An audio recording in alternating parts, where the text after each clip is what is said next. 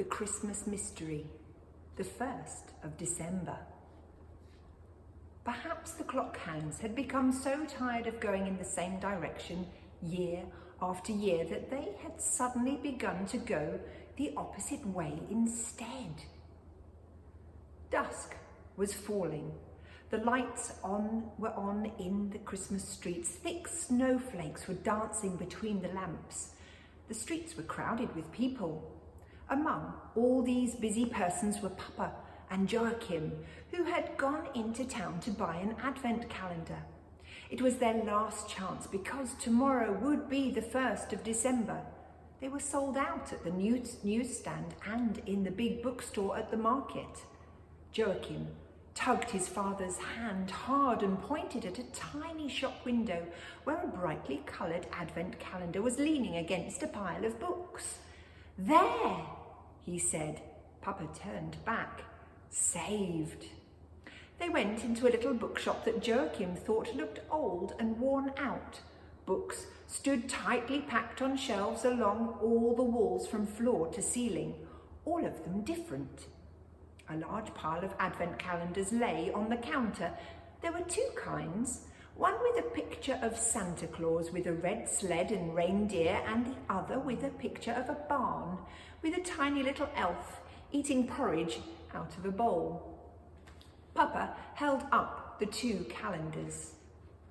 "There are plastic figures in this one and chocolate ones in that," he said, "but the dentist won't be too happy about that." Joachim examined the 2 calendars. He didn't know which one he wanted. "It was different when I was a boy," continued Papa. "How do you mean?" "Then there was only a tiny picture behind each door, one for each day. But it was exciting every morning trying to guess what the picture would be. Then we opened it. Well, we opened it, you see. It was like opening the door to a different world." Joachim had noticed something. He pointed to one of the walls of books. "There's an advent calendar over there too." He ran over to fetch it and held it up to show Papa. It had a picture of Joseph and Mary bending over the baby Jesus in the manger. The 3 wise men from the east were kneeling in the background. Outside the stable were shepherds with their sheep and angels floating down from the sky. One of them was blowing a trumpet.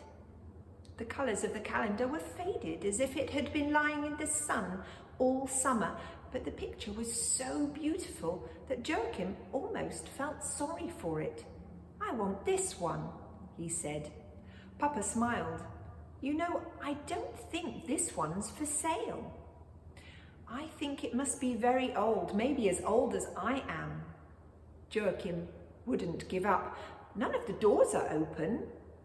"But it's only here on display." "I want it," repeated Joachim. "I only want one that's like one of the others."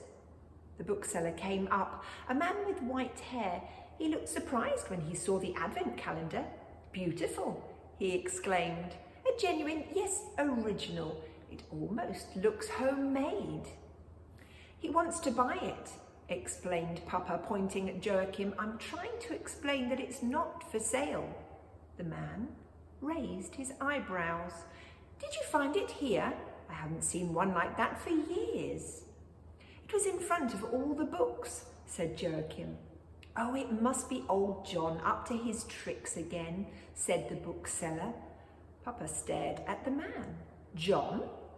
"Yes, he's a strange character. He sells roses in the market, but where he gets them from nobody knows. Sometimes he comes in and asks for a glass of water. In summer, when it's hot, he'll pour the last drops over his head before he goes out again. He's poured a few drops over me a couple of times too. To thank me for the water, he sometimes leaves 1 or 2 of the roses on the counter, or he'll put an old book on the bookshelf. Once he put a photograph of a young woman in the window. It was from a country far away. Maybe that's where he comes from himself. Elizabeth, it said on the photo. And now he's left an advent calendar. Yes, evidently. There's something written on it, said Joachim. He read aloud. Magic Advent calendar. Price 75 aurei. The bookseller nodded. In that case, it must be very old. May I buy it for 75 aurei? Asked Joachim. The man laughed. I think you should have it for nothing. You'll see old John had you in mind. Thank you, thank you, thank you, replied Joachim, on his way out of the bookshop already. Papa shook the bookseller's hand and followed Joachim out onto the pavement. Joachim hugged the calendar tight. I'll open it tomorrow, he said.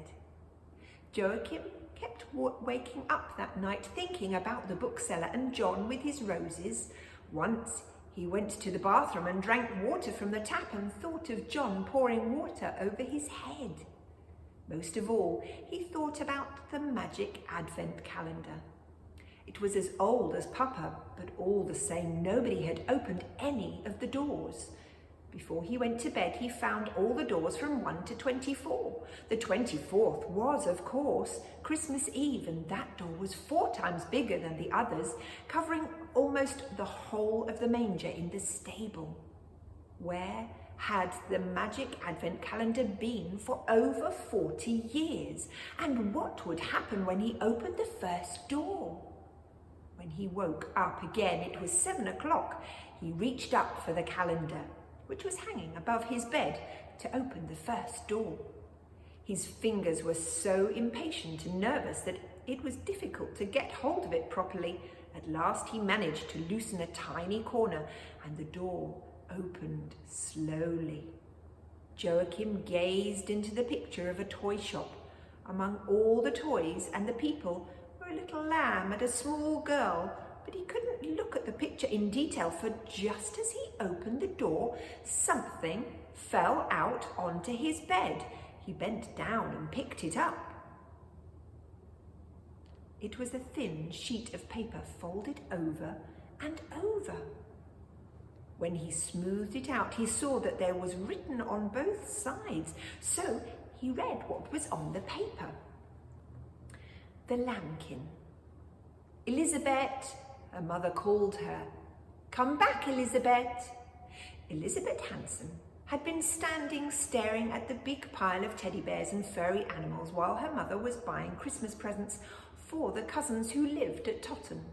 All of a sudden, a little lamb shot out of the pile.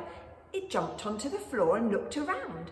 It had a bell around its neck, and the bell started to jingle in competition with all the cash registers. How could a toy suddenly come to life? Elizabeth was so surprised that she started to chase the lamb. It was running across the wide floor of the department store in the direction of the moving staircase. Lambkin, lambkin, she called after it. The lamb was already on the staircase, which was moving down to the floor below. The stairs moved quite quickly, and the lamb sprang even quicker, so that Elizabeth had to run faster than the stairs and the lamb together if she was going to catch up with it. Come back, Elizabeth, repeated her mother severely. But Elizabeth had already jumped onto the staircase. She could see the lamb running through the ground floor where they sold underwear and ties. As soon as she had the solid ground beneath her feet again, she went the same way as the lamb. It had managed to bound out onto the street where the snowflakes were dancing among the chains of the Christmas lights hanging above the streets. Elizabeth knocked over a stand of winter gloves and followed it. Out in the noisy street, she could barely hear the bell. But Elizabeth did not give up. She was determined to stroke the lamb's soft fleece. Lambkin, lambkin! The lamb sprang across the road against a red light. Perhaps it thought a red man meant go and green man meant stop. Elizabeth thought she had heard that all sheep were colourblind. At any rate, the lamb didn't stop. So Elizabeth couldn't stop either. She was going to catch up with the lamb even if she had to follow it to the ends of the earth. The cars tooted, and a motorbike had to swerve onto the pavement to avoid colliding with Elizabeth or the lamb. The people doing their Christmas shopping all stared. They didn't often see a little girl running across the road after a lamb. In any case, it was strange to be running after a lamb in the middle of winter. As they ran, Elizabeth heard the church clock striking 3. She noticed it especially because she knew she had come to town at 5 o'clock. Perhaps the hands had become so tired of going in the same direction year after year that they had suddenly begun to go the opposite way instead. Elizabeth thought that clocks too might get bored with doing the same thing all the time. But there was something else as well. When Elizabeth had gone into the department store, it had been almost completely dark. Now it was suddenly light again, and that was curious because there had been no night in between. As soon as the lamb had a chance, it found a road leading out of town and trotted on toward a small wood. It sprang onto a path between tall pine trees. Now the lamb had to slow down for a little, for the path was covered with all the snow that had been falling during the past few days. Elizabeth went after it. It was difficult for her to run now too, but the lamb had 4 legs, which were dragging in the snow while she only had 2. Perhaps that would help her to gain on it. Her mother's cries had been drowned out long ago by the noise in the street. Soon she couldn't even hear street sounds. But something was still singing in her ears. Shall we buy this one or both of them? What do you think, Elizabeth? Perhaps the reason the lamb had come to life and run away from the big store was that it could no longer bear to listen to the cash registers and the talk about buying and selling. And perhaps that is why Elizabeth was following it. She had never enjoyed shopping. Joachim looked up from the sheet of paper that had fallen out of the magic advent calendar. What he had read was so amazing. He had always liked secrets. Now he remembered the little box with the key in it, the one Grandma had bought him in Poland. Mama and Papa had made him a solemn promise that they would never look in for it with the key and open the box when Joachim was asleep or at school.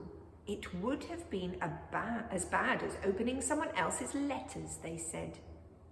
Up to now, Joachim hadn't had any real secrets to hide in the box. But now, he put the paper from the advent calendar there and turned the key and hid it under his pillow. So when Mama and Papa woke up and came to look at the advent calendar too, they only saw the picture of the lamb in the department store. Do you remember? Asked Mama, looking up at Papa. It was just like that when we were small. Papa nodded. Then we could use our imagination on the little picture and make up the rest ourselves. It was much better than those plastic figures at the end being swallowed up by the vacuum cleaner. Something was laughing inside Joachim. Only he knew that there had been a mysterious piece of paper inside the calendar. He pointed at the lamb. The lamb has decided to run away from the shop, he said, because it can't bear listening to the cash registers and the talk of buying and selling. But there's a little girl called Elizabeth in the shop, and she's begun running after the lamb because she wants to stroke it. Isn't that just what I said Papa. What does the boy want with plastic figures? For the rest of the day, Joachim wondered whether Elizabeth would catch up with the lamb so that she could stroke its fleece. What would we find out tomorrow? For then there'd surely be another piece of paper. That's the end of the chapter. See you tomorrow.